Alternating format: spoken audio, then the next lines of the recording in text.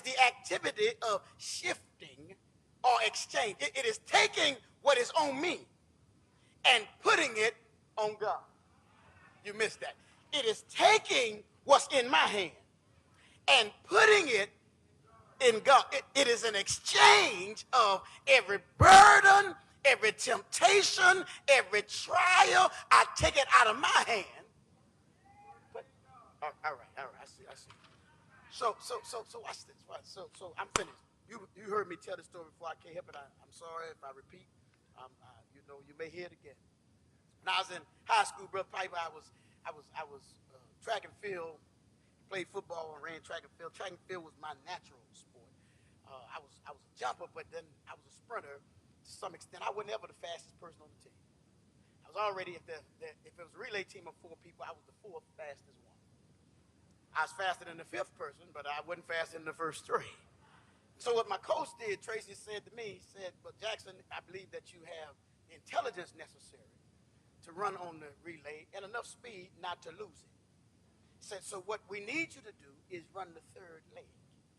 The reason we need you, Jackson, to run the 3rd leg is because the 3rd leg is a leg that needs to be intelligently run.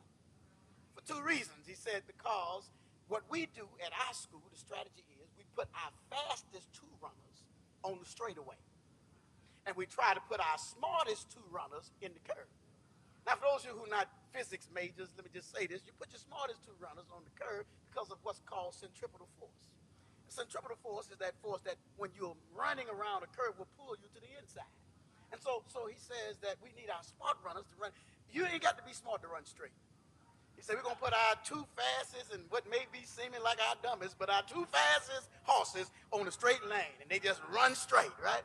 He said, so he put me on the 3rd leg, Brother King, and when he put me on the 3rd leg, he says, because I don't want you to lose the race. Because we don't hardly win the race on the 3rd leg, but you can show enough lose it. Because this man that's coming in on the 2nd leg is coming in with a head full of steam. And I got to be sure that my mark is right because he's much faster than me, and if I wait too long, he's going to run over me. So I got to leave out soon enough that he won't run over me, but not too soon so he can't catch me. So he said, I need a smart person on the 3rd leg. And so I said, all right, I can do that. But you see, in our city, in our district, the fastest 100-meter runner just happened to be on our team. Mr. Alfred Sanchez ran the 4th leg on our 4x1 relay. And it was important that I would get the stick from Stephen Malvo, who was going to be running, slew-footed, knock-kneeded, with glasses on, at 100 miles an hour to hand me the stick. I had to get it from him. But the most important thing is not where I got it from, but once I've secured it, I've got to run that curve and stay in my lane. Because if I step out the lane, the team is disqualified. I can't win the race on the 3rd leg, but you can sure enough lose it. And I got the stick from Stephen, and I would get the stick from Stephen, and the only thing I had to do was hope that Alfred didn't leave too soon.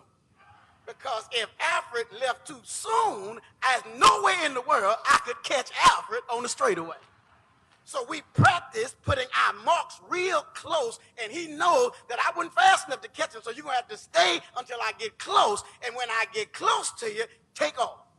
Because when you take off, I'm going to be at top speed, and when I say reach, put your hand back, I'm going to put this stick in your hand, and when I would put the stick in Alfred's hand, I wouldn't worry because it didn't matter who was in front of him, nobody was going to beat Alfred.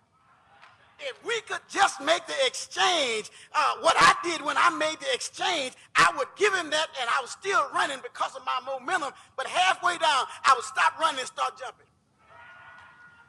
Because I know Alfred is going to get across that tape first as long as I get it in his hand. You missed that. I know you're thinking about track and field, but I've come today to tell you I found somebody who can outrun Alfred. I found somebody who can outrun struggle and suffering, and if I can just get it in his hand, he never lost the case. He never lost a situation if I can get it from my hand to his hand. I'm guaranteed